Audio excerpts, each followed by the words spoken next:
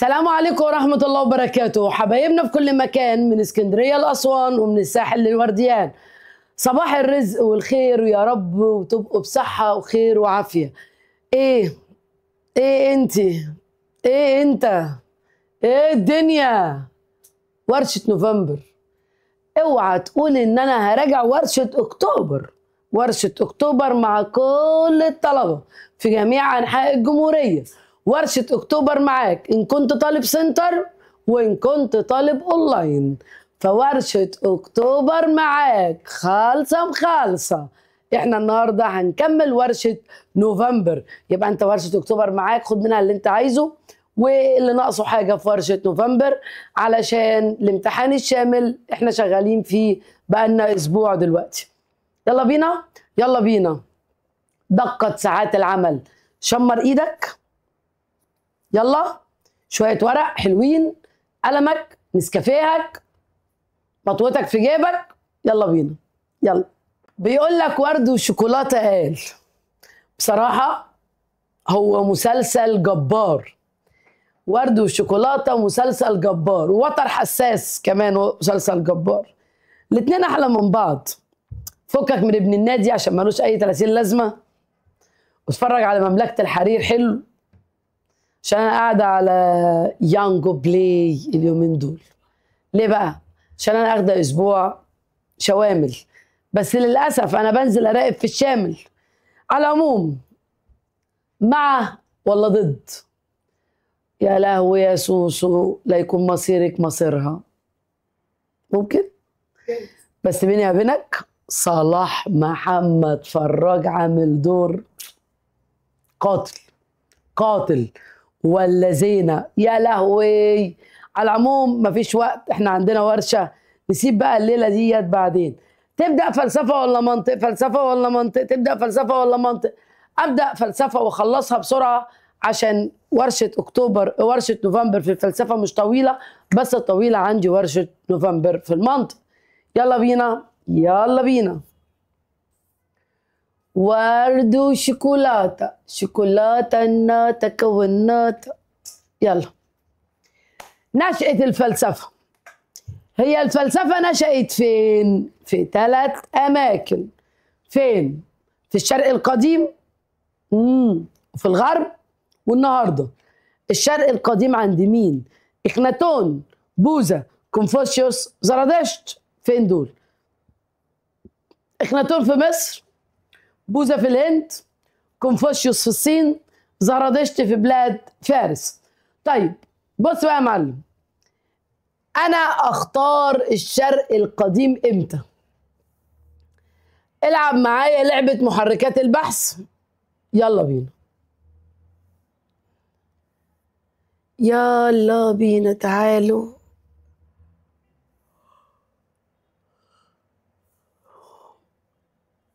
بص يا حبي، امتى اختار الشرق القديم؟ اقول لك انا امتى تختار الشرق القديم.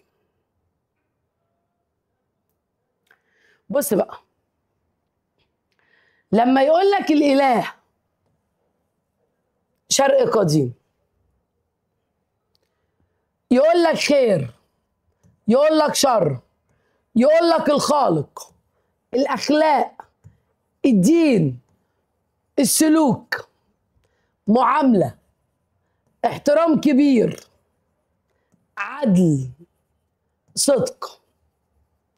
طيب دي اسمها محركات البحث. اشمعنى؟ ما انا هقول لك بقى. في مصر ظهر واحد اسمه اخناتون، اللي هو امنحتب الرابع، اللي عمل ثورة التوحيد، اللي وحد كل المعبودات تحت عبادة معبود واحد، لان مصر كانت مقسمة ل 42 اقليم ب 42 معبود. قال لك الكلام ده فكسان، احنا هنعبد اله واحد وهو اله الشمس، واسمها اتون. يبقى اي حاجة بتتكلم على الخالق، بتتكلم على الوجود، بتتكلم على الاله، بتتكلم على التوحيد، يبقى ده في مصر اخناتون. بوذا، ما احنا قلنا بوذا ده امير، ماله؟ دعا الى الاحسان للفقراء، ودور على السعاده، وقال لك السعاده في العطاء مش في الاخذ، السعاده ان انا ادي ما اخدش. السعادة ان انا اوهب. تمام. يبقى لو هنتكلم على السعادة ونتكلم على الصدق ونتكلم على المعاملة، يبقى زرادشت وكونفوشيوس في الصين ندى باحترام الكبير والعطف على الصغير والتماسك والأسرة. يبقى أي حاجة بتتكلم على الإله ده إخناتون، الدين إخناتون، الخالق إخناتون. طب المعاملة واحترام الكبير والعدل والصدق بوذا وكونفوشيوس وزرادشت. طيب وفي اليونان، ما أنا هقول لك بقى، أنا في اليونان ظهرت الفلسفة على إيد واحد اسمه طاليس. طاليس في اليونان قال إن الماء أصل لكل الأشياء، فطاليس غلب على تفكيره الطابع العلمي. أيوة ماشي. بعد كده بلغت الفلسفة قمة نضجها وتوهجها على إيد سقراط وأفلاطون وأرسطو. طيب تعالى كده ندي ميزة بسيطة، حاجة بسيطة. في الشرق غلب عليهم الطابع الديني. طب هل الشرق ما كانش ليهم أي دور في العلم؟ لا، ازاي؟ الشرق كان ليهم دور في العلم. ما الأهرامات دي ايه؟ ده دليل على براعتهم في الهندسة، والتحنيط دليل على براعتهم في الكيمياء والطب، فيغلب عليهم الطابع الديني. بس مش معنى ذلك ان هم ما اتكلموش في العلم بدليل الهندسة والطب. طب واليونان، ما انا قلت لك ظهرت على ايد واحد اسمه طاليس. طاليس لما قال الماء أصل لكل الأشياء، الماء أصل كل الأشياء، هنا غلب عليهم الطابع العلمي. تمام. قال لك بقى ايه حلو؟ أقول لك أنا، يقول لك سقراط، يقول لك أفلاطون، يقول لك أرسطو، يقول لك أصل الأشياء، أصل الموجودات، أصل الكون، وجهات نظر، المادة الأولى، أصل كل حاجة، يبقى اليونان. يبقى لو هتكلم على الخير والشر والخالق والدين والأديان والعادات والتقاليد والمعتقدات واحترام الكبير والعطف على الصغير وتماسك الأسرة، يبقى أنا بتكلم في الشرق. هقول لك طاليس، هقول لك سقراط، هقول لك أفلاطون، هقول لك أرسطو، هقول لك أصل الأشياء، أصل الموجودات، ماهية الشيء، ماهية الكون، يبقى اليونان. طب والنهارده؟ لا لا لا لا لا لا لا يلينا، احنا في حتة تانية خالص. أي حاجة تخص بقى، بص أنا هقول لك إيه النهاية بتاعتها. هنا المشكلات اللي موجودة في 2026، أي حاجة تخص الحياة، أي حاجة، يعني اديني أمثلة. يا سلام، جيت في جمل. يقول لك حياة، يقول لك استئجار أرحام، يقول لك أجيال قادمة، يقول لك بنوك المني، يقول لك فلسفة البيئة، يقول لك أخلاق المهنة، يقول لك تكنولوجيا، يقول لك مشكلات حياتية. بس كده؟ لا، ده تعالى ممكن نقول لك أكتر من كده كمان. أي حاجة تخص المرأة، زراعة الأعضاء،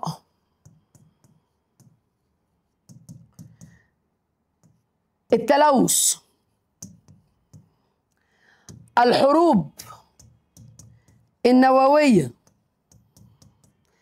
النفايات الذرية، أي حاجة.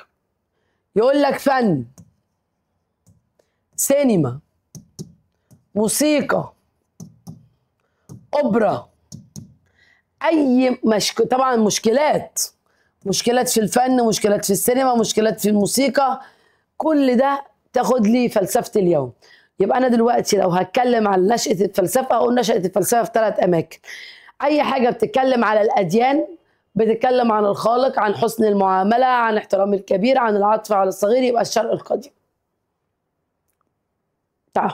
وبعدين أي حاجة بقى، أي حاجة تانية تخص أصل الأشياء، أصل الوجود، أصل الكون، أصل الموجودات. الكون أصله علم الميتافيزيقا.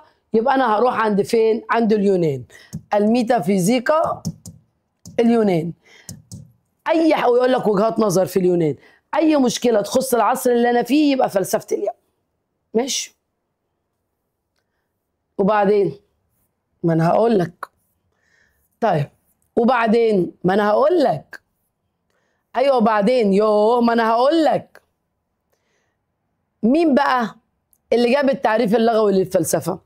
التعريف اللغوي للفلسفة جاية من أصل كلمة اسمها فيلوسوفيا. يعني إيه فيلو؟ فيلو يعني محب، وسوفيا حكمة. إذا أنت لست حكيما بل أنت محبا للحكمة. عينيا محب للحكمة. مين بقى اللي هو محب للحكمة؟ الفيلسوف. فيلسوفي يا فيلسوفي.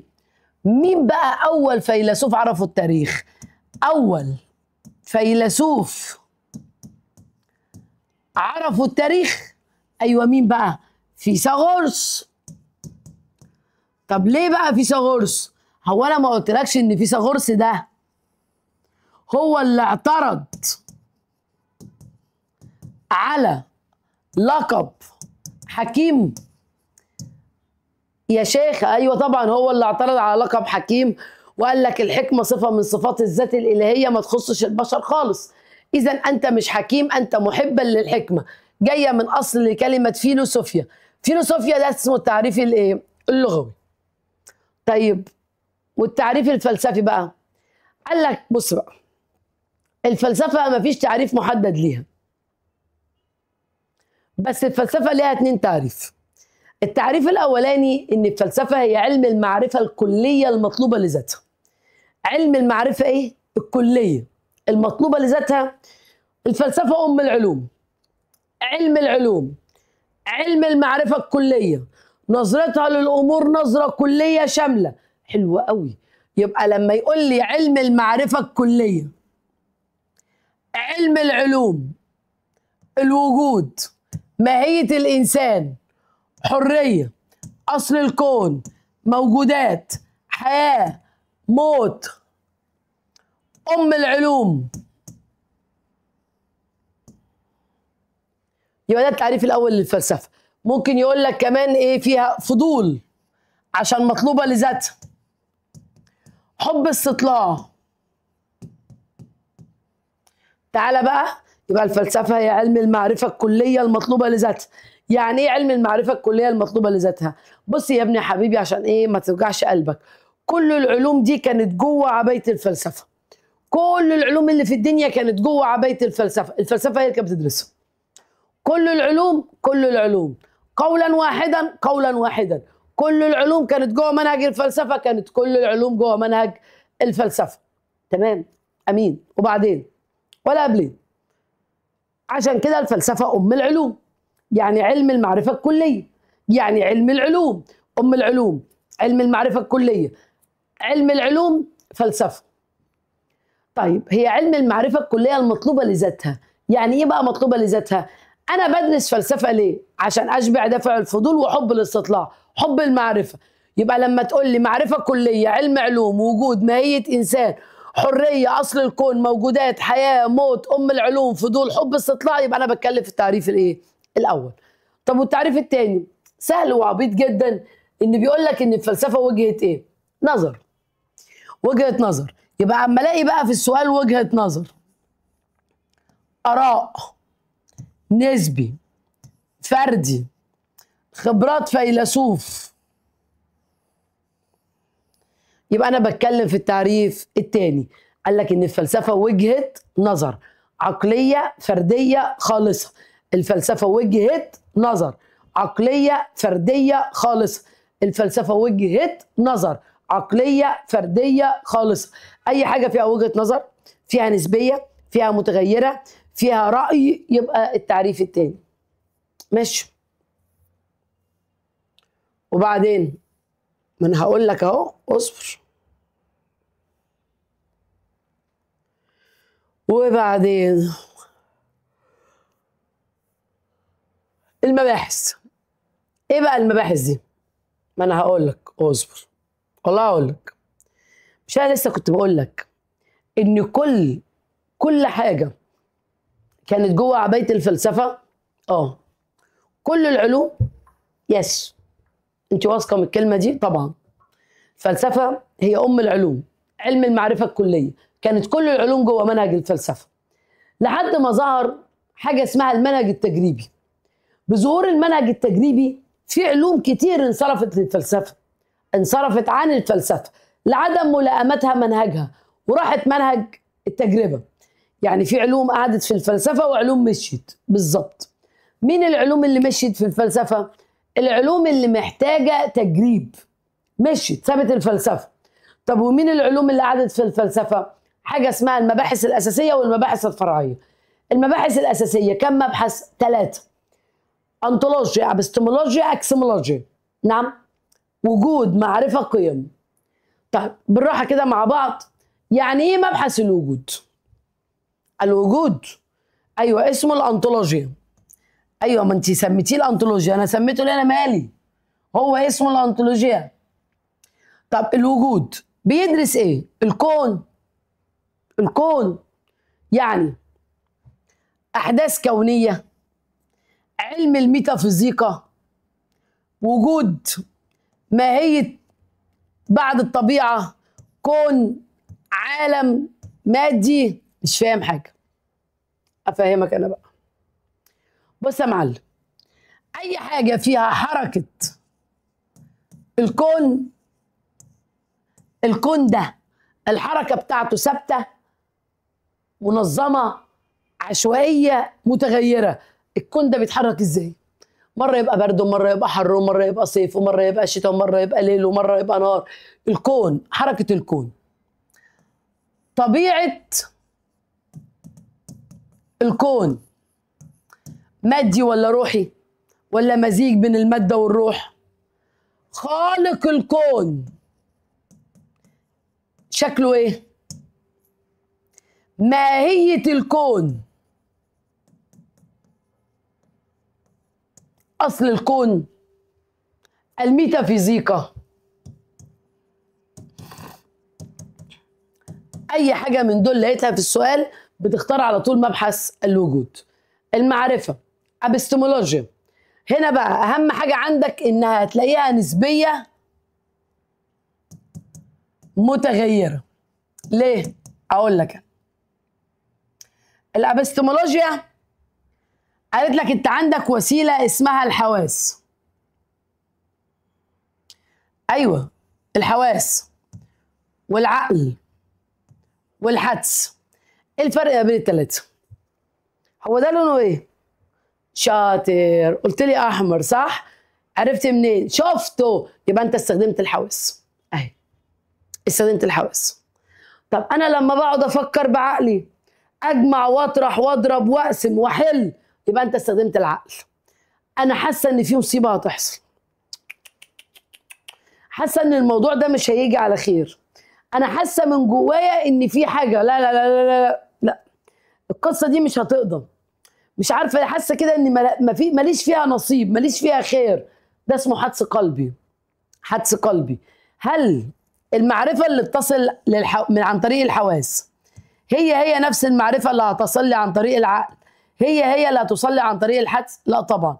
فالحواس هنا او المعرفه هنا نسبيه متغيره. حبيبي، انا لو مسكتك كوبايه شاي بتغلي، في واحد يقول يح سخنه، وواحد تاني يقول على فكره دي بارده جدا، وواحد تاني هيقول دافيه. ليه بقى؟ حواسكم مش واحده، حواس مش واحده، النظر بتاعنا مش واحد. واحد يشوف ديل الدبانه والتاني ما يشوفش متر قدامه على بعض. الحواس مش واحده. انا ممكن اشرب كوبايه شاي عليها معلقه سكر واحده، يخيه ايه ده مسكره قوي، واحد يقول لي انت عبيطه دي دلعه جدا. الحواس مش واحده، ولا العقل واحد، في الذكي وفي الغبي، ولا الحدس القلبي واحد. يبقى المعرفه هنا نسبيه متغيره. المعلومات بتصل ازاي؟ تحديد مدى ادراكه لوجود، كشف، بحث. يبقى ده اختار ابستمولوجي. طيب القيم، بص بقى يا معلم، القيم دي ده انا هفرمك. القيم انت القيم بتلخبطك.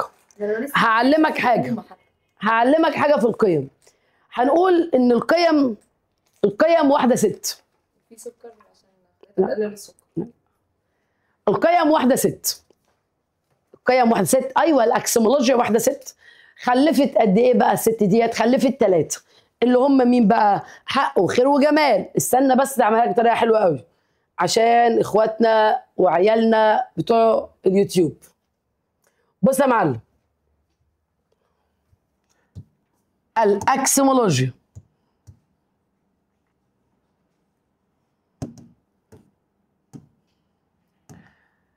ده مبحث القيم.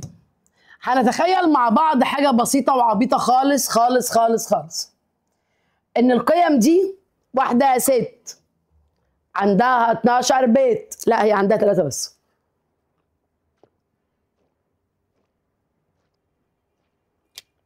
بسم الله. معلش كنت عطشانه بعد اذنك، ما انا بني ادم برضه. القيم دي بتدرس ايه؟ الاكسيمولوجيا بتدرس ايه؟ بتدرس القيم والمثل العليا. هنقول بقى الاكسيمولوجيا واحده ست خلفت 3 بنات.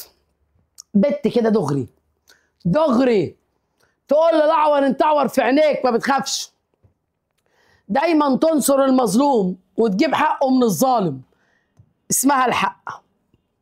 يبقى اول بت اسمها الحق. والبت التانية قاعدة في الجامع ليل مع نهار، تأمر بالمعروف وتنهي عن المنكر وتحث على فعل الخيرات، حتى اسمها الخير. طب والتالتة ملكة جمال الكون، اسمها الجمال، أمرايا. شوف أحلى بنت في الدنيا هي أحلى منها، حق وخير وجمال. يبقى دول 3 بنات بنات الأكسيمولوجيا، قيمة الحق والخير والجمال. طب الحق دي جالها عريس؟ والخير جالها عريس؟ وجمال جالها عريس؟ أيوه. طب كل واحدة فيهم جالها عريس. مين العرسان؟ عندي واحد اسمه منطق، وواحد اسمه أخلاق، وواحد اسمه جمال.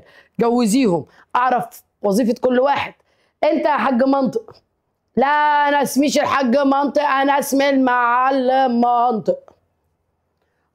بقى بالراحة بس، أنت بنبوتك كده. أيوه، أنا اسمي المعلم منطق، والنبوت دوت ما بيترفعش غير على كل ظالم خسيس. أنا والحمد لله أميز ما بين الصواب والخطأ، الصح صح والغلط غلط، والحق حق والباطل باطل، وعمري ما أجي على مظلوم لحساب ظالم. الصح صح والغلط غلط ومات الكلام. ده مين ده؟ ده المعلم منطق. خلاص نجوزه حق. يبقى المنطق المعلم منطق. بالراحة يا عم، المعلم منطق جوزناه الحق. المعلم منطق ده بيعمل ايه بقى يابا؟ المعلم منطق يميز بين ايه؟ اقول لك، بين الصواب والخطأ والحق والباطل. ده المعلم منطق. طب والتانية جالها الحاجة أخلاق، راجل طيب وزبيبة الصلاة قد كده ودقنه كده ولابس العباية بتاعته ويؤمر الناس بالمعروف وينهي عن الفحشاء والمنكر ويميز بين الفضائل والرذائل. دي شجاعة، ده جبن. شجاعة فضيلة والجبن رذيلة.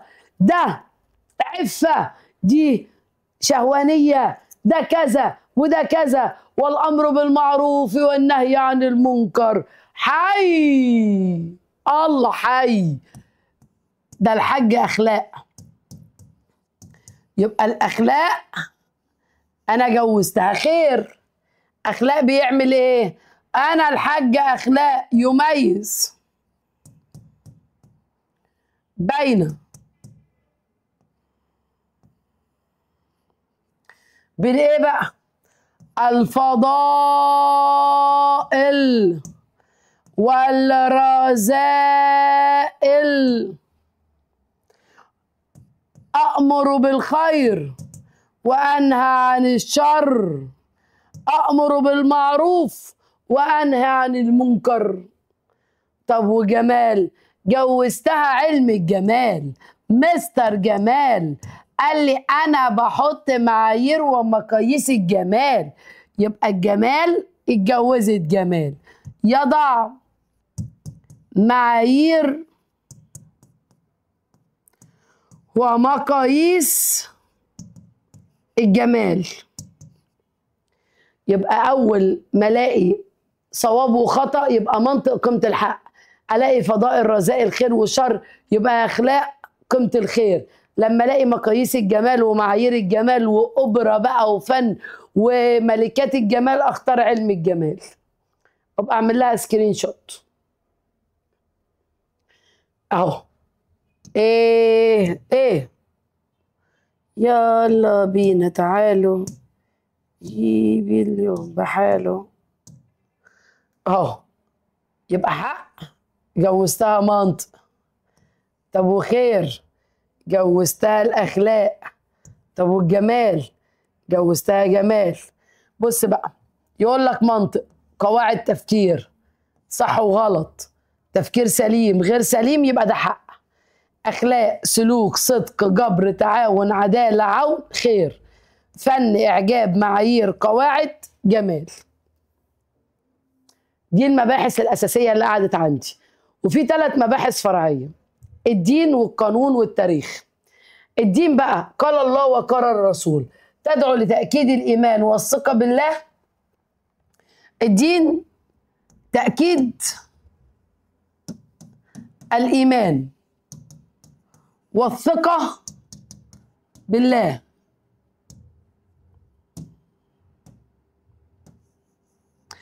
عن طريق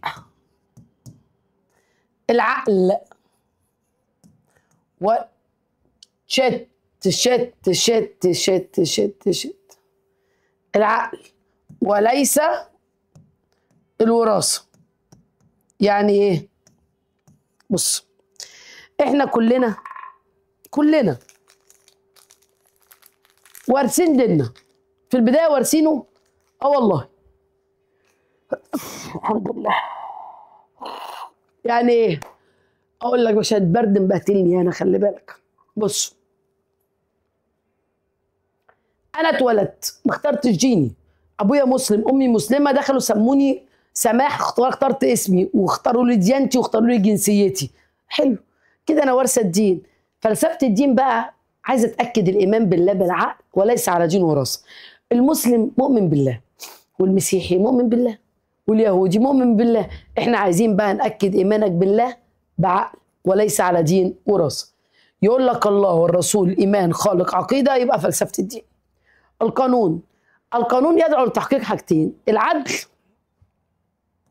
العدل، حريه، دفاع، حقوق، ثواب، عقاب، حساب، مساواه، دون النظر الى قانون دوله بعينها. بمعنى احنا عندنا اللي بيسرق في مصر بنقطع له ايديه، يلا. لا، اللي بيسرق في مصر كان زمانهم كلهم مقطعين. اللي بيسرق في مصر بنسجنه. طب واللي بيسرق في السعوديه؟ اللي بيسرق في السعوديه بنقطع له ايديه. طيب ما كده القانون نسبي، ماليش دعوه بقانون الدوله. انا اسمي فلسفه القانون، انا عايز احقق العدل والمساواه دون النظر الى قانون دوله بعينها. طب والتاريخ؟ بيدرس احداث الماضي. التاريخ بيدرس احداث ماضي. طيب يقول لك حرب، يقول لك غزوه، يقول لك احتلال، يبقى فلسفه التاريخ.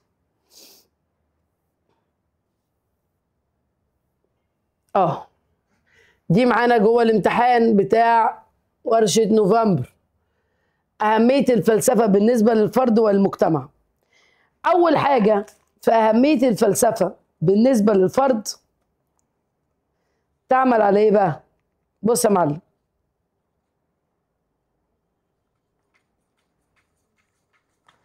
انا عمري ما شفت قهوة فرنساوي بتيجي كده. يلا يختي، ركز يا معلم. بص يا سيدي، إثارة وتعميق الوعي الفردي. الفلسفة تدعو الإنسان إلى قيمة التساؤل. اسأل، اسأل، فكر، جت منين؟ راحت فين؟ جت ازاي؟ ما تاخدش كل حاجة إنها قواعد مسلم بها في حياتك، لا. الفلسفة تعمل على إثارة وتعميق الوعي الفردي. طيب أنا إمتى أختارها بقى؟ تختار إيه؟ إثارة وتعميق الوعي الفردي لما ألاقي في السؤال نقد، قلت لك كلمة نقد، فحص، فرز، تحليل معاك طول حياتك. نقد، فحص، التحرر من الجمود، عدم تصديق آراء الشائعات، رفض العادات والتقاليد، زوال سوء الفهم، اكتشاف جزء جديد من النفس. احنا ممكن نزود فرز، تمحيص، نقدت، فحصت، فرست، تحليل، عدم تقبل رأي الغير إلا بعد نقده وفحصه وفرزه. ماشي. الارتقاء بالمستوى العقلي في حل المشكلات. يعني ايه؟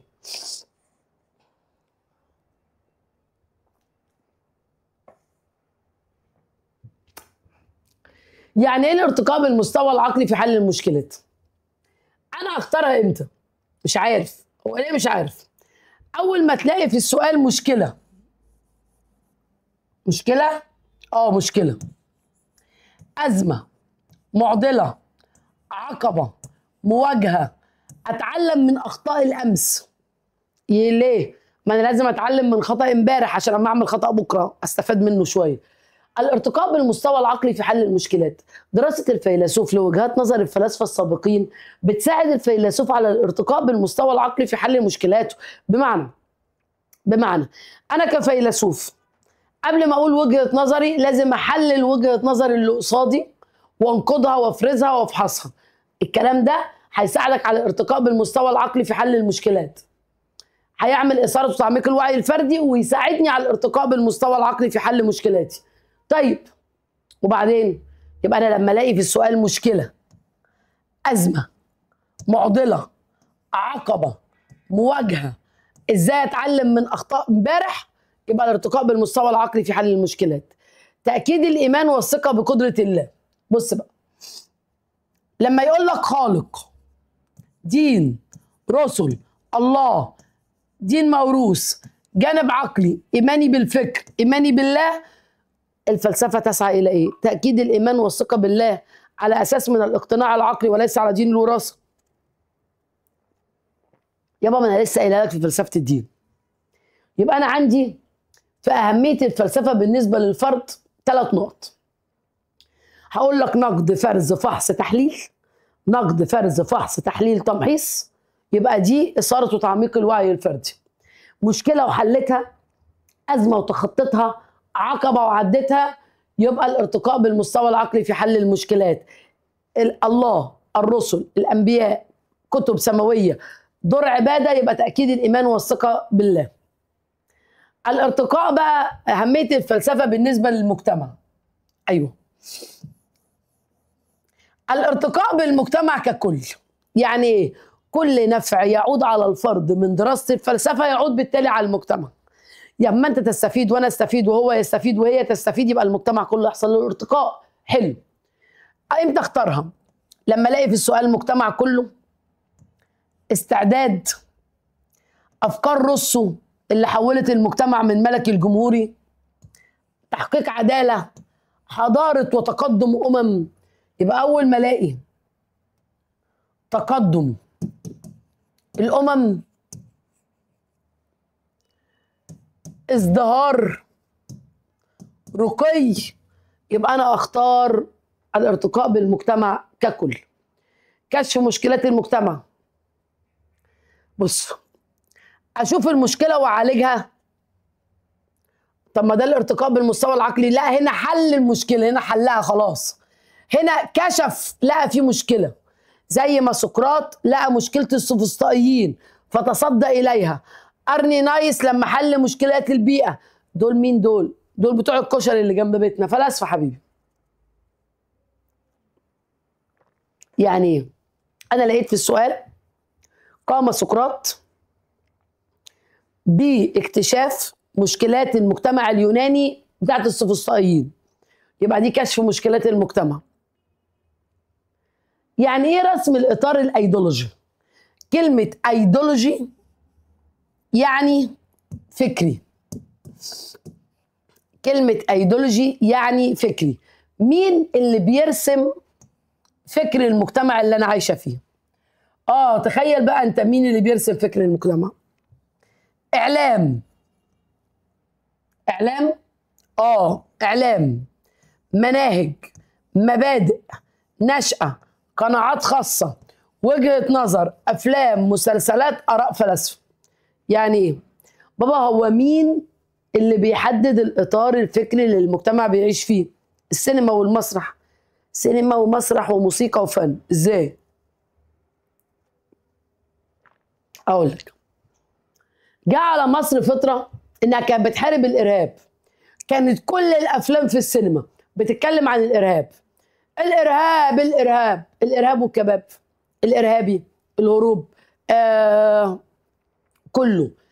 في فترة كانت مصر بتدعو للحرب، او بمعنى صح حرب 73، وان احنا نقف جنب الشعب المصري ونقف جنب الجيش المصري ونساند الوحدة العربية. سلسلة افلام بتتكلم على الكلام ده. حلو. يبقى مين اللي بيحدد الاطار الفكري للمجتمع؟ سينما، مسرح، فن، ثقافة، كتب، تنشئة، تربية. يبقى التنشئة والتربية والسينما والمسرح والفن. اختار رسم الاطار الفكري الايديولوجي. يبقى اي حاجة المجتمع كله هيستفيد منها ويحصل فيه تقدم ونهوض ورقي، الارتقاء بالمجتمع ككل. مشكلة بكتشفها، كشف مشكلات المجتمع. سينما، مسرح، موسيقى، فن، وجهة نظر، تنشئة، قناعات خاصة. يبقى رسم الإطار الفكري الأيديولوجي. طيب ده كده جزء ايه؟ الفلسفة. تعالى ناخد شوية منطق. طيب منطق بقى حبيبي، احنا عايزين نلعب شوية بالصور. ايه؟ تعالي كده اعملي بريك 5. بقول لك ايه؟ افصل، اشرب، افصل افصل. افصل ايه؟ 5 دقايق اشرب فيهم قهوة وانا هاكل فيهم بسكوت ونرجع تاني للمنطقة. ودلوقتي يلا بينا ناخد بريك قبل ما ندخل على الجزء التاني. بص بقى، هنشتغل شوية منطق حلوين. هنراجع من أول فين؟ من أول تقسيم القضية المنطقية وأدوات السلب وقاعدة غير وقاعدة لا الشاذة. يا لهوي موال. هتقسم القضية على إيه؟ أنا هقسم القضية على 4 اللي هم إيه؟ صور، موضوع، رابطة، ومحمول. استنى بقى عشان طالب اليوتيوب، لو أنت مش عارف الكلام اللي إحنا بنقوله. أنت بتقسم القضية على 4. إيه ده؟ هي مش القضية بتتقسم على 3 اللي هم إيه؟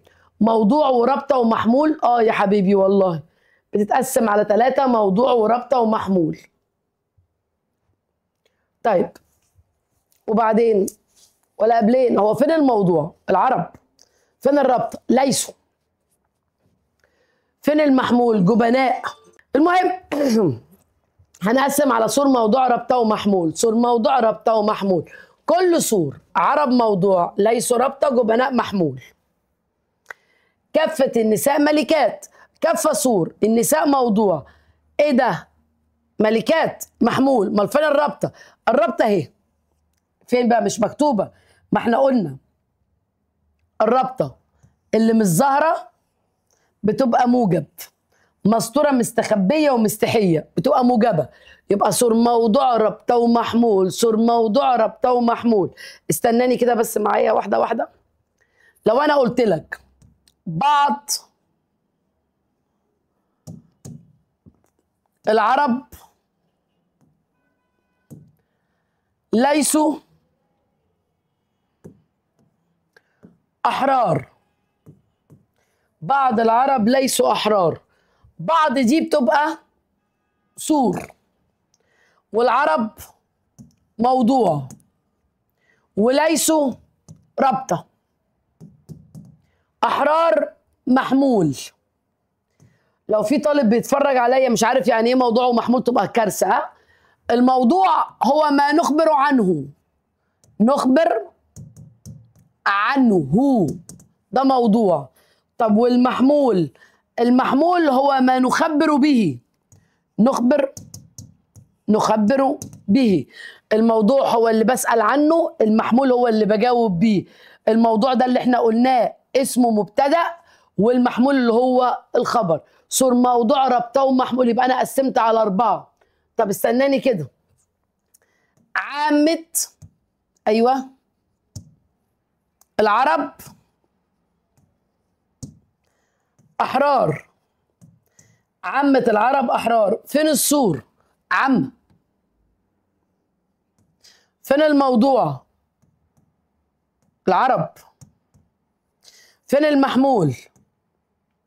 أحرار. والرابطة هنا، الرابطة موجبة. الرابطة هنا رابطة موجبة. صور موضوع رابطة ومحمول. صور موضوع رابطة ومحمول. طب ما الرابطة هنا ايه؟ الرابطة هنا سالبة. الفرق ما بين دي وبين دي هو ايه؟ دي ظاهرة قادرة وظاهرة وفاصلة فجت سالب. دي مستورة مستخبية ومستحية، ما بتبانش، مخفية تبقى موجب. زي في العربي كده ضمير مستتر بالظبط موجب. ودي جزئية ودي كلية. طيب ماشي. عندك في قواعد غير الشاذة وأدوات السلب. أدوات السلب عندك إيه؟ أدوات السلب عندي لا وما وغير وليس. أدوات السلب إيه؟ لا وما وغير وليس. أدوات سلب. ماشي. هناخد بقى حاجة كده ونتكلم فيها. قاعدة غير. بص يا معلم، قاعدة غير علشان ما تتعبش نفسك تاني. قاعدة غير قلناها في شهر أكتوبر وبنقولها تاني أهو في نوفمبر. قلناها في أكتوبر وبنقولها في نوفمبر. غير تسلب حد، ما تسلبش قضية. غير مالها غير؟ تسلب الحد فقط. يعني ايه؟ غير مؤدب، غير مثقف، غير محترم، غير مجتهد. يبقى غير تسلب حد ما تسلبش قضية. غير تسلب حد ما تسلبش قضية. طب دي غير. بص هنا، غير ما تسلبش القضية. غير ما تسلبش القضية يعني ايه؟ الطالب غير مثقف. الموظف غير مجتهد. هنا دي موجب،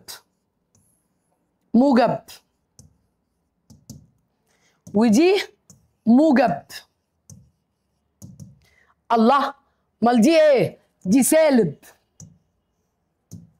يبقى غير تسلب حد ما تسلبش قضية. ممكن تقولها بطريقة تانية كمان. غير تسلب كلمة ما بتسلبش جملة. ايه قولي تاني كده. حاضر. بص ملحوظة.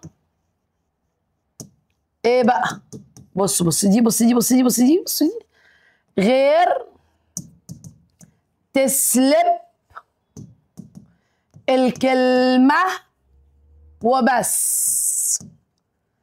غير تسلب كلمة وبس، غير ما بتسلبش جملة، غير تسلب كلمة ما بتسلبش جملة، غير تسلب حد ما تسلبش قضية. يعني ايه؟ يعني مثلا بص، لو انت تقول لي غير مؤدب هقول لك سالب، غير مثقف سالب، غير محترم سالب، غير ملتزم سالب. ماشي، دي قاعدة غير تسلب الحد. طب لما اجي اقول لك غير ما تسلبش القضية يا واد انت وهي، الطالب غير متفوق موجب، الموظف غير ملتزم موجب. طب انا لو حطيت لك خط عند غير متفوق بس تبقى سالب، خط عند غير ملتزم بس تبقى سالب، لكن انا سبتها كده عايمه عليها كلها كده تبقى قضيه موجبه. يبقى نختصر الليله ونجيب من الاخر: غير تسلب حد ما تسلبش قضيه، غير تسلب كلمه ما بتسلبش جمله، غير تسلب كلمه ما بتسلبش جمله، غير تسلب كلمه ما بتسلبش جمله، غير تسلب كلمه ما بتسلبش جمله، غير تسلب حد ما بتسلبش قضيه. دي قاعده غير الشاذة. ماشي. طب وفي قاعدة لا الشاذة. بص بقى، دي قصة كبيرة. لا دي لا لو جاءت في أول القضية سلبتها. لا عربي خائن كلية سالبة، لا واحد من كلية سالبة، لا واحد من الطلبة حاضر كلية سالبة. يبقى لا لو جت في أول القضية سلبتها. فيها كلام؟ لا مفيش فيها كلام. لا لو جت في أول القضية سلبتها. طيب في بقى شواذ لا. ايه بقى شواذ لا دي بقى؟ بص، احنا متفقين اهو، لا لو جت في اول القضيه تسلب، لا لو جت في اول القضيه تسلب، لا لو جت في اول القضيه تسلب. لا عربي خائن، لا مسلم كاذب، لا واحد من الرجال، لا واحد من سالب. طيب موضوع، لو انا جالي موضوع وراه لا وجوا بعد لا محمول، ولا هنا جت فصلت،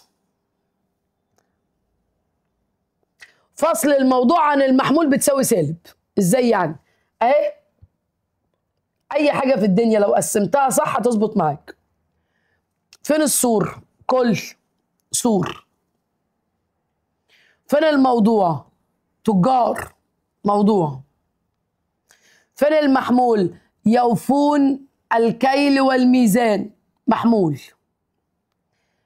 فين لا؟ زي السنة السوداء اهي واقفة في النص، هنا بقت كلية سالبة. طب هي جت كلية سالبة ليه؟ جت كلية سالبة ليه؟ عشان لا جت في النص فصلت الموضوع عن المحمول، والمحمول جه فعل مضارع. يعني ايه بقى؟ يعني بص كده، ممكن نقول ايه؟ كل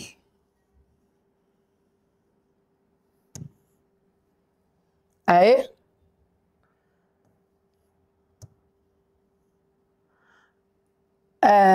الرجال. يا دي النيلة، والله يا جماعة من غير قصد هي اللي بتيجي. كل الرجال لا، بلاش الرجال مش ناقصة كوارث، والله العظيم ما ناقصة كوارث. كل الأسماك، خلينا في السمك محدش يطلع يهاجمنا في السمك. كل الأسماك لا ايه؟ لا ايه؟ تعيش في البحار. طب عشان نخليها أوثق نقول معظم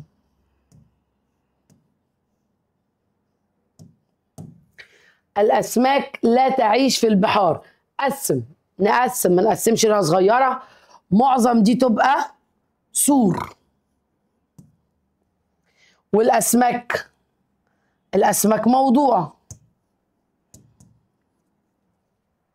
تعيش في البحار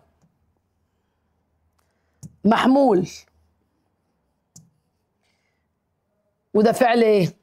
مضارع. وادي لا، بص لا هنا جت ازاي اهي، بص لا هنا عامله ايه؟ رابطه. ايوه يا ستي الكل رابطه.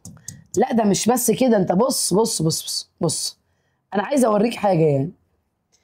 ادي المحمول اهو، وادي الموضوع اهو، ومين بقى في النص واقفه له زي العمل الراضي؟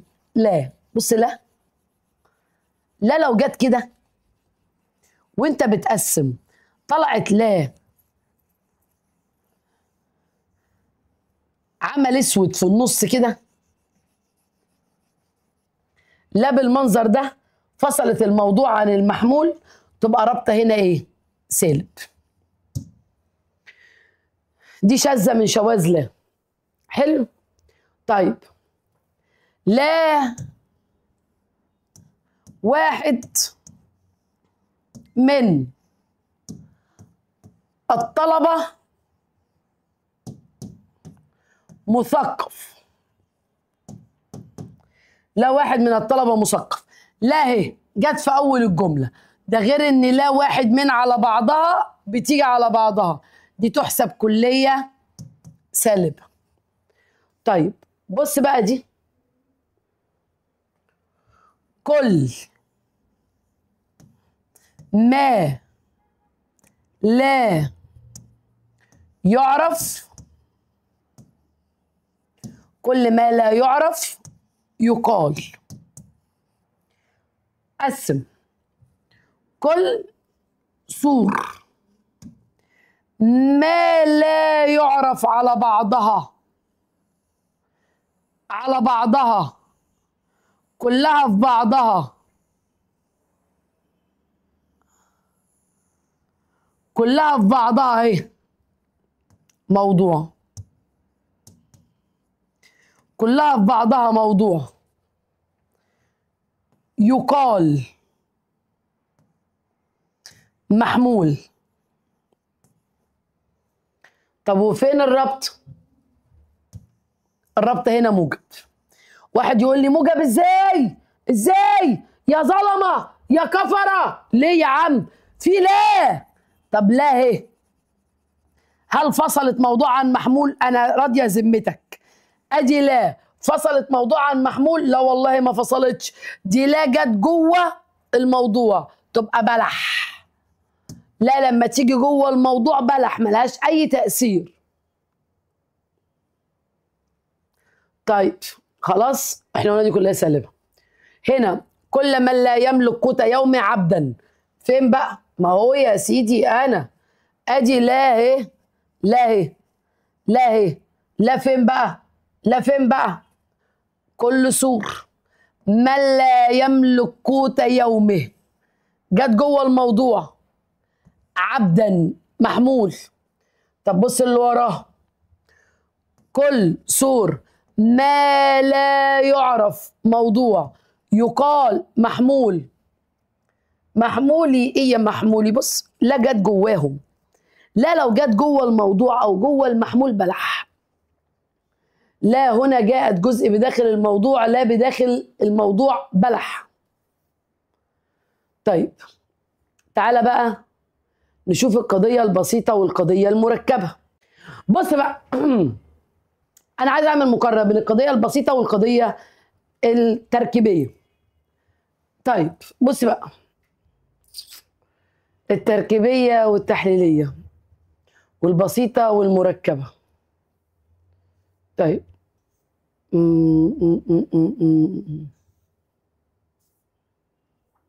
هي ناقصة القضية التحليلية. تمام، بص كده معايا،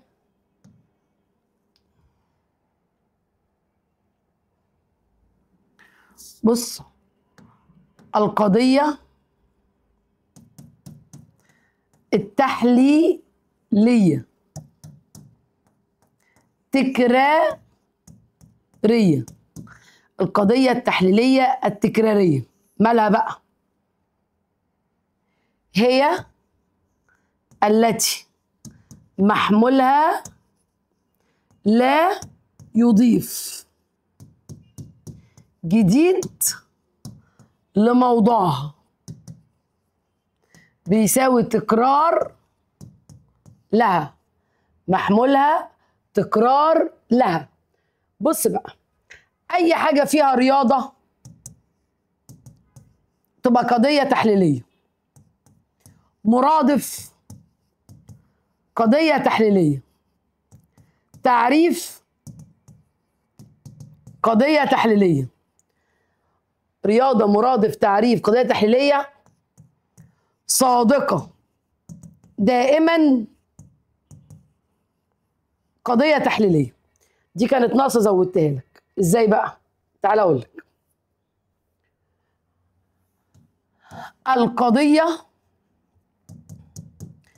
التحليلية التكرارية.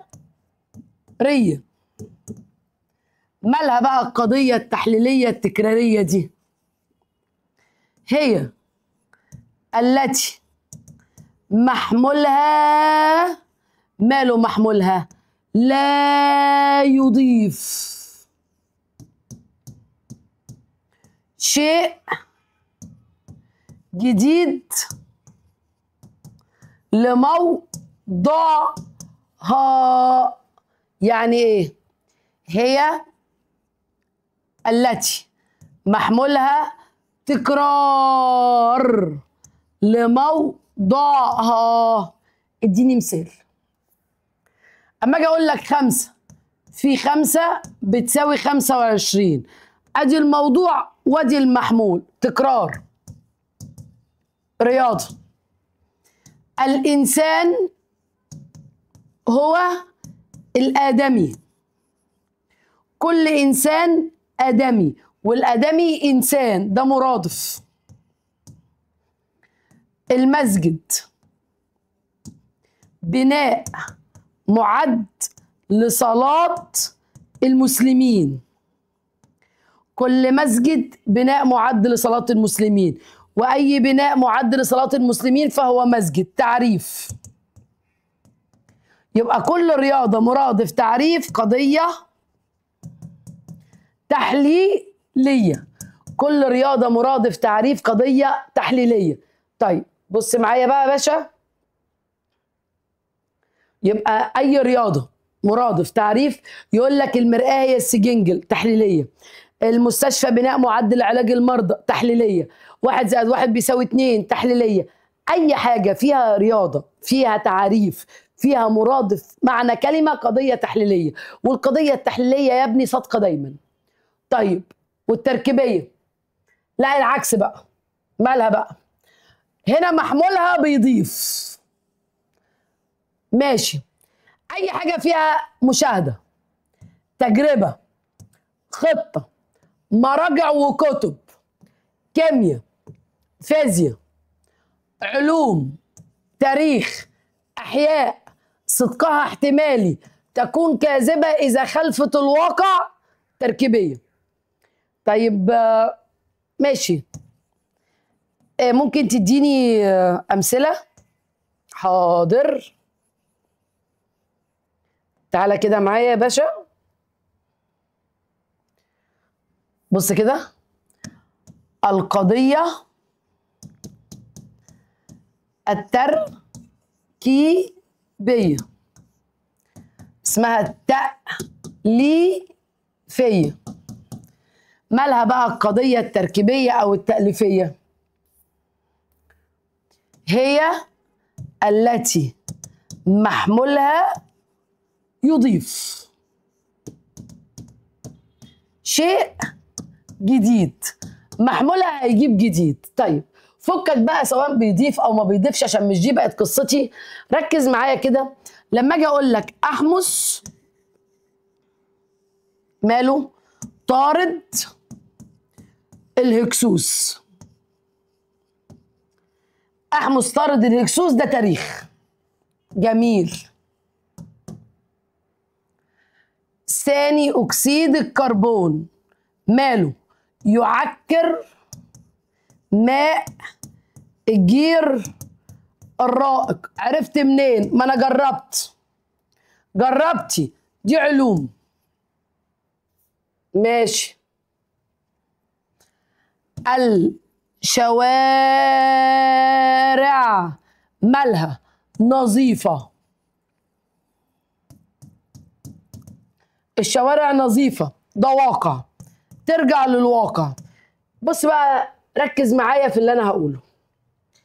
تاريخ، علوم، حاجة في الواقع تركيبية. اشتري دماغك، تركيبية. طب التركيبية دي صادقة ولا كاذبة؟ على حسب. بمعنى يعني ايه على حسب؟ اقول لحضرتك. يعني دي صادقة بالرجوع لكتب التاريخ، كتب، مراجع. دي صادقة. طب وانت عرفتي ازاي انها صادقة؟ تجربة. دي صادقة. عرفتي ازاي؟ بالرجوع للواقع.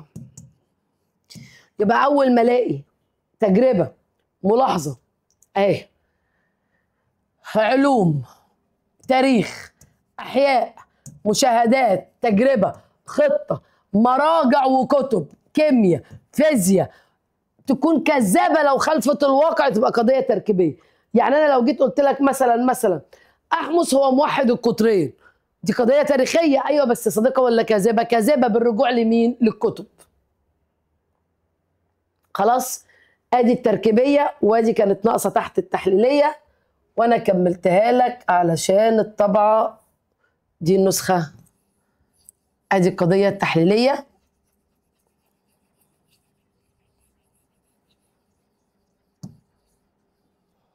خلاص. في عندك بقى قضية بسيطة وقضية مركبة. ايه الفرق ما بينهم؟ تعالى كده معايا برضو. بص يا سيدي،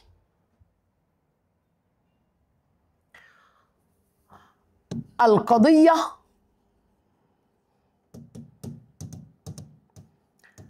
البسيطة مالها؟ القضية البسيطة. القضية البسيطة موضوع ومحمول وبينهم رابطة وشكرا كل سنة وانت طيب. يعني ايه؟ تتكون من موضوع واحد. موضوع واحد؟ ماشي حاضر. ومحمول واحد. محمول واحد، تمام. وبينهم ربط. موضوع ومحمول وربط. اديني مثال اهو. سماح سعيدة. ادي الموضوع وادي المحمول وادي الرابطة موجب. خلاص. دنيا دكتورة. ادي موضوع ومحمول والرابطة موجب. ميار مهندسة. موضوع ومحمول والرابطة موجب. الشوارع نظيفة. الميادين واسعة. الشوارع ليست نظيفة. عشان ما تقولش الرابطة موجب على طول. ادي موضوع وادي محمول وادي رابطة. ايوه بس الرابطة دي سالبة عادي جدا. دي القضية البسيطة. طب والمركبة؟ القضية المركبة بتتكون من ايه بقى المركبة دي؟ المركبة دي بتتكون من قضيتين بسيطتين. يعني هنا عندي قضية بسيطة وهنا عندي قضية بسيطة. يبقى بتتكون من قضيتين بسيطتين وبينهم هنا رابط قضوي. قضيتين بسيطتين يربطهما رابطا قضويا. يعني ايه رابط قضوي؟ ما دي قضية ودي قضية وانا عايز اربط الاثنين. يبقى هربط ايه؟ هربط قضية وقضية اسمها رابط قضوي. يعني مثلا شوارع نظيفة، قضية بسيطة. الميادين ليست واسعة، قضية بسيطة. طيب أحط ما بينهم لكن، بقت قضية مركبة، يبقى قضيتين بسيطتين يربطهما رابطا قضويا. ممكن أقول حاجة تانية، دنيا دكتورة، قضية بسيطة. ميار مهندسة، قضية بسيطة. حطيت واو، بقت قضية مركبة. حضرت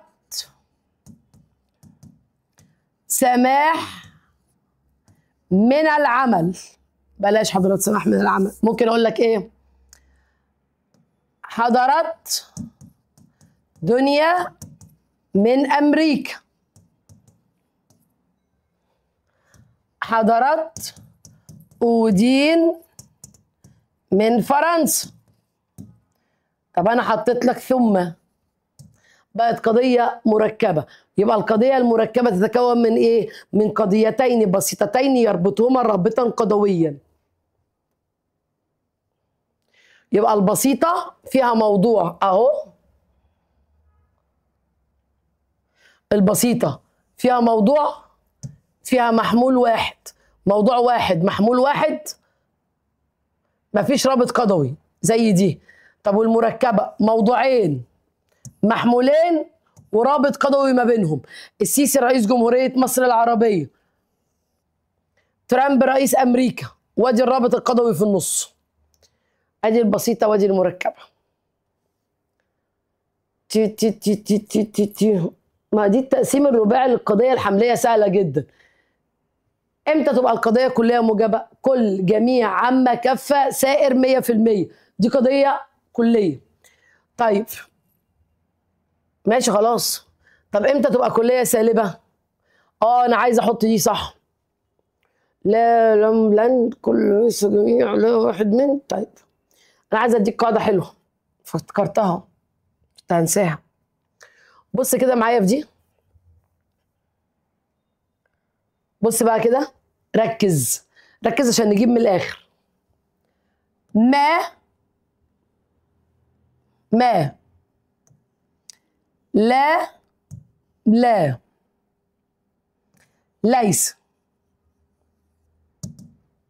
ماشي، ادوات سلب.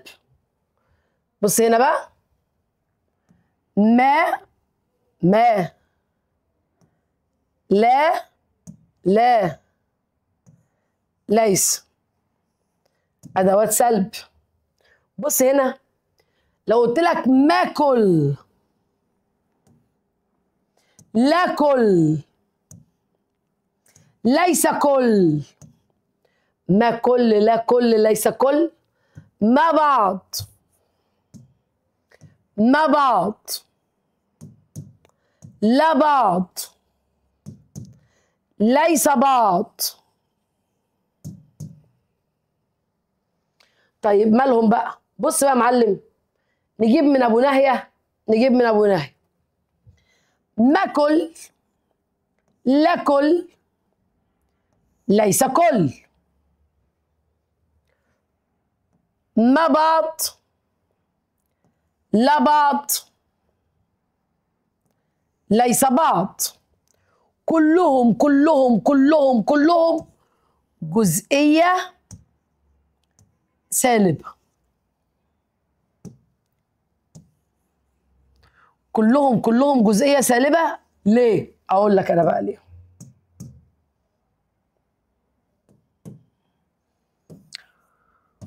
بص يا معلم، ما ولا وليس جت في أول القضية، ولما بتيجي في أول القضية بتسلبها. خلاص أنا عرفت ليه بقت سالب. خلاص الله يفتح عليك. ماشي يا موحى، ما تقرطصنيش. أنا عرفت ليه بقت سالب، ليه بقت جزئية. أقول لك أنا بقى الكلام. ما لما بتخش على كل بتكسرها لبعض، لا لو دخلت على كل بتكسرها، ليس لو دخلت على كل بتكسرها. ما تخش على بعض بتكسر بعض بتفتفتها. لا على بعض بتفتفتها. ليس على بعض بتفتفتها. فسواء كل أو بعض بيتحولوا إلى جزئية. يبقى ما كل خطر، ركز في دي، خطر. ما كل، لا كل، ليس كل، جزئية سالبة. ما بعض، لا بعض، ليس بعض، جزئية سالبة. خلاص؟ ودي الصور بقى، كلية موجبة، كلية سالبة، جزئية موجبة. دي جزئية سالبة. خلاص؟ ليس بعض، ما بعض، الكلام ده. الروابط القضوية. بص بقى، الروابط القضوية عندي رابط الوصل ورابط الفصل ورابط الشرط ورابط التشارط ورابط السلب. يعني ايه رابط الوصل؟ بص، الوصل لما الاقي واو سمى لكن والرمز بتاعها هو نقطة. طب انت مش هتفهمها مني كده. طيب بص يا معلم،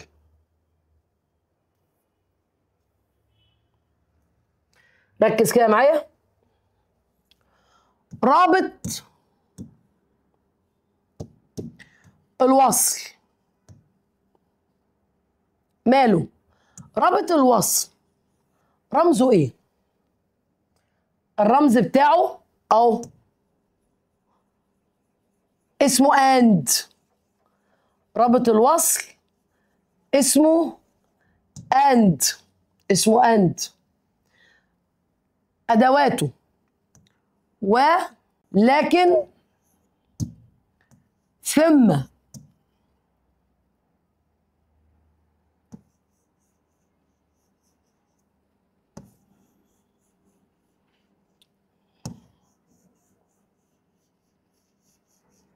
واو ولكن وثم، واو ولكن وثم. طيب اديني كده قضية. ما هقول لك بقى، بص كده. الشوارع نظيفة. قضية بسيطة. الميادين واسعة. قضية بسيطة. طب أنا لو حطيت لك واو بقت قضية مركبة برابط قضوي وصل. اسمها إيه بقى؟ أقول لك أنا بقى. الشوارع نظيفة بنديها قاف. يعني إيه قاف؟ قضية أولى. الميادين واسعة بنديها لام، قضية تانية. الواو بديها أند،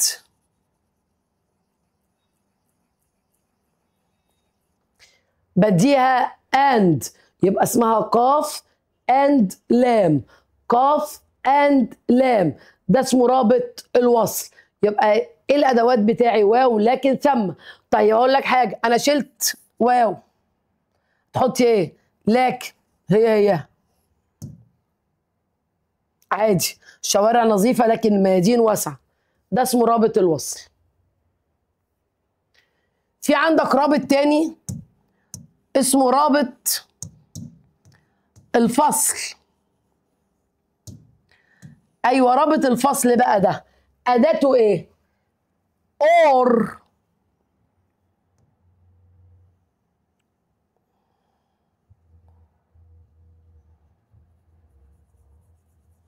اور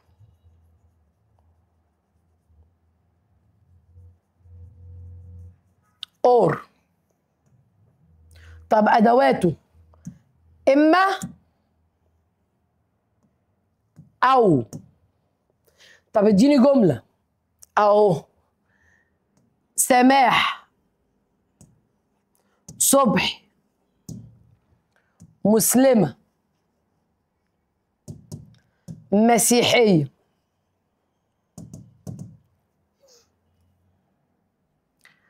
سأذاكر دروسي، أستمع للموسيقى،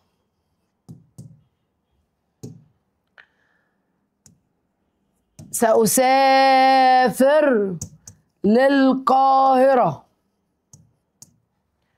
القطار،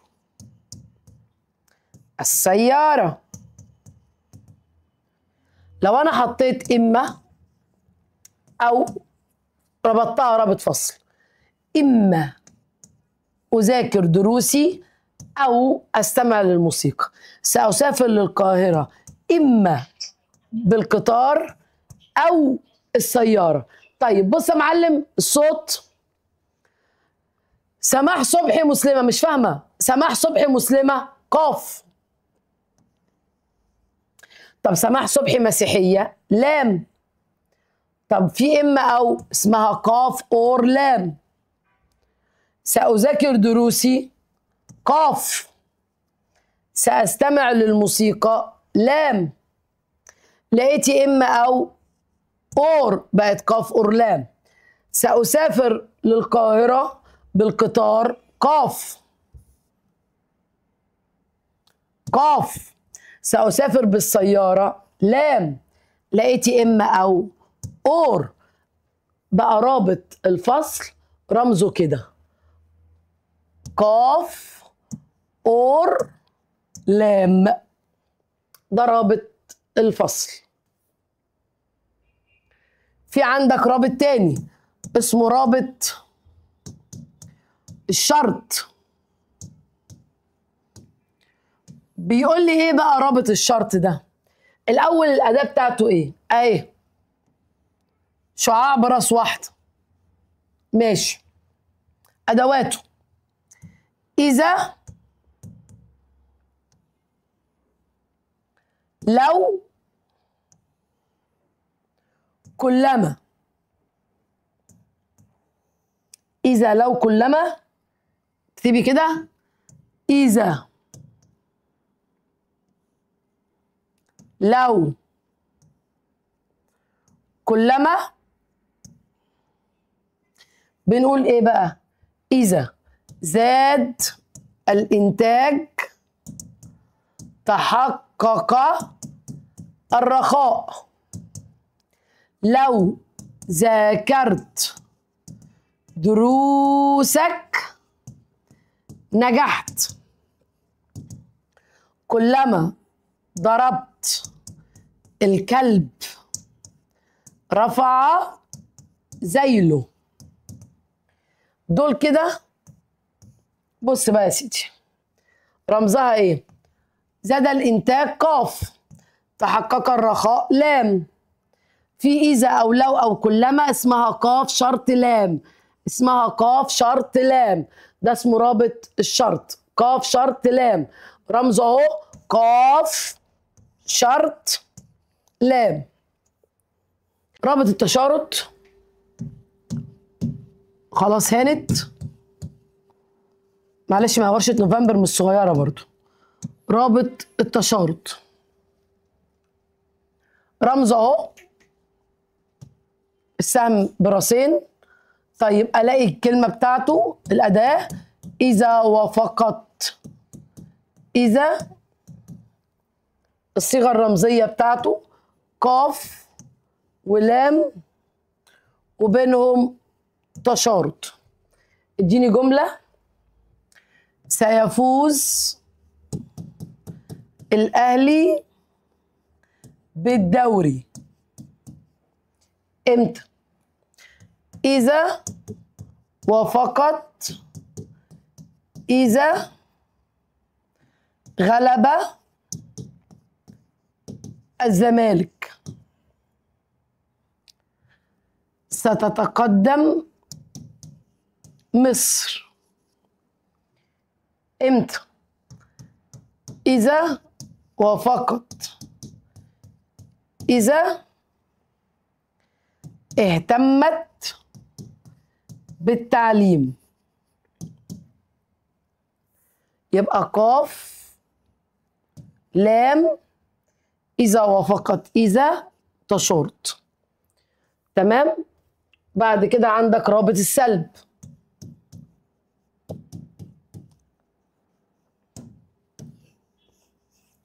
رابط السلب رمزه اللي هو التشابه ده كده. أدواته لا وليس أداة سلب. ماشي. محمد طبيب. أيوة دي قضية واحدة موجبة. طب ما أنا هقول لك محمد ليس طبيب، هتبقى سالب قاف. هتبقى سالب قاف، ده رابط اسمه رابط السلب. بص يا سيدي، خلاص التقسيمة خلصت، وادي الروابط في تكاية كده. طيب الاستغراق باشا، انت لو مشيت على قانون هتستريح. الكليات تستغرق الموضوع والسوالب تستغرق المحمول. بمعنى اقول لك انا الاستغراق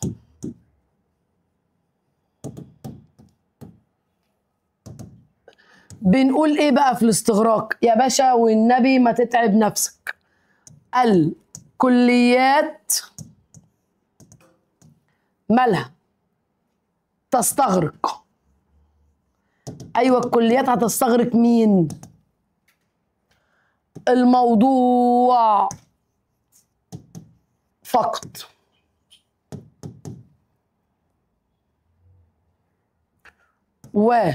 وايه؟ السوالب مالها؟ السوالب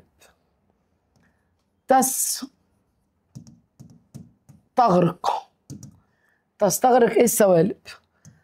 المحمول فقط. ازاي يعني؟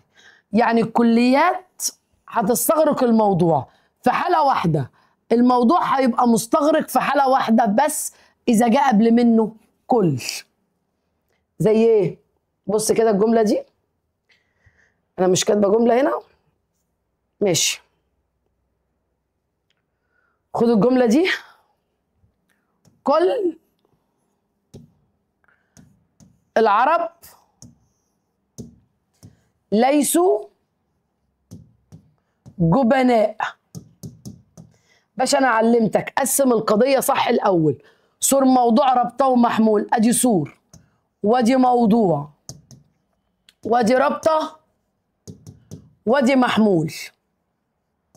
طب احنا قلنا لو عاوز تعرف كمها اجري على صورها، جريت على الصور لقيته كل، تبقى القضية دي كلية. ولو عاوز تعرف كيف اتمشى على رابطتها، رحت للرابطة لقيتها ليسوا، تبقى كلية سالبة. طيب عايز اعرف فين الحد المستغرق، روح للموضوع واسأله قبلك ايه هي موضوع، قال لي قبلي كل، هقول له مبروك انت مستغرق، يعني الحكم شملك. طب ليه هو طلع مستغرق؟ عشان قبل منه كل. روح بقى للمحمول. يا باشا انت جبت الكلام ده منين؟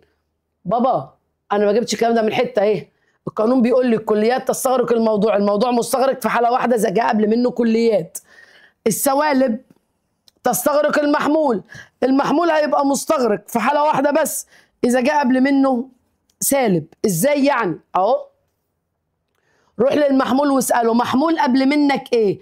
قال لي قبل مني ليسوا، اداه سلب. مبروك يا ولا، انت كده طلعت ايه؟ مستغرق. طب مستغرق ليه؟ عشان قبل منه سالب، القانون بيقول كده. يبقى الكليه الموجبه تستغرق الموضوع والمحمول. طب بص لو جابها لي كده مثلا، بص بقى، كل ماشي، كل العرب ماشي، مالهم بقى؟ احرار. قسم صور موضوع رابطه ومحمول، كل تبقى صور، العرب موضوع، احرار محمول، بينهم في النص رابطه مستوره مستخبيه مستحيه، يبقى الرابطه موجبه. حلو، هتعمل ايه؟ ما دي خلاص دي كليه موجبه. عرفتي منين؟ لو عاوز تعرف كمها اجري على صورها، جريت على الصور لقيته كلمه كل. ولو عاوز تعرف كيفها اتمشى على رابطتها لقيتها مستوره مستخبيه مستحيه، يبقى موجب. عرب ممكن اشيل كلمه كل، اخلي مثلا عامه. عرب انت قبل منك ايه؟ قال لي قبل مني عامه، دي عيله الكليات. ايوه يبقى انت يا واد مستغرق، مبروك عليك مستغرق عشان في عامه. محمول نعم، قبل منك ايه؟ قال لي بصي قبل مني موجب وابعدي عشان انا مش طايق نفسي. يبقى انت غير مستغرق. واحد يقول لي طلع غير مستغرق ليه؟ عشان قبل منه موجب. طب ايه المشكله ما تخليه مستغرق لو دي بقت سالب؟ يبقى الكليه السالبه تستغرق الاثنين، الكليه الموجبه تستغرق حد واحد بس. لو جيت قلت معظم العرب ليسوا جبناء، قسم سور موضوع رابطه ومحمول. معظم سور العرب موضوع ليسوا رابطه، جبناء محمول، سور موضوع رابطه ومحمول. لو عاوز تعرف كم ما اجري على سور، اجريت على السور لقيته جزء معظم. ولو عاوز تعرف كيف اتمشى على رابطتها، رحت للرابطه لقيتها سالب، دي جزئيه سالبه. تستغرق موضوع ولا محمول؟ روح للموضوع واساله قبلك ايه يا معلم؟ قال لي قبل معظم عيله الجزيئات انا غير مستغرق.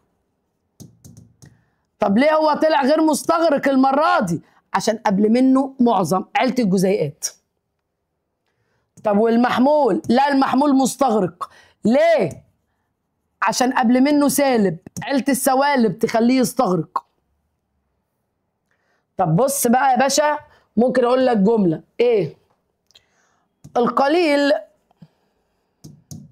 من العرب احرار. والله ما اشتغل معاك غير لما تقسم. القليل من سور العرب موضوع احرار محمول. وين الرابطه؟ الرابطه هي موجبه، رابطه موجبه، سور موضوع رابطه ومحمول. قليل من تبقى دي جزئيه، جزئيه موجبه. باشا روح للموضوع واساله قبل منك ايه؟ قال لك قبل مني القليل من، يبقى القليل من غير مستغرق. طب غير مستغرق ليه؟ عشان القليل من. طب والمحمول؟ ما هو المحمول قبل منه موجب، رخر غير مستغرق. ليه؟ عشان موجب. يبقى انت لو جيت قلت لي قضيه، بص دي تستغرق الحدين اللي هما الموضوع والمحمول، قضيه لا تستغرق الحدين، قضية تستغرق الموضوع فقط، قضية تستغرق المحمول فقط. بص يا معلم، قضية تستغرق الحدين كلية سالبة، هتستغرق موضوع ومحمول. لا تستغرق الحدين جزئية موجبة. تستغرق موضوع بس كلية موجبة.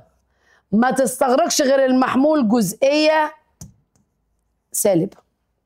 حبايبنا في كل مكان، من اسكندرية لأسوان ومن الساحل للورديان، حبيبي في كل مكان، يا رب أكون وفيت وكفيت معاك في ورشة شهر نوفمبر. دي ورشة هدية مجانية لكل طلبة الجمهورية، نزلتها لك حبيبي هدية من أمك ليك. سلام.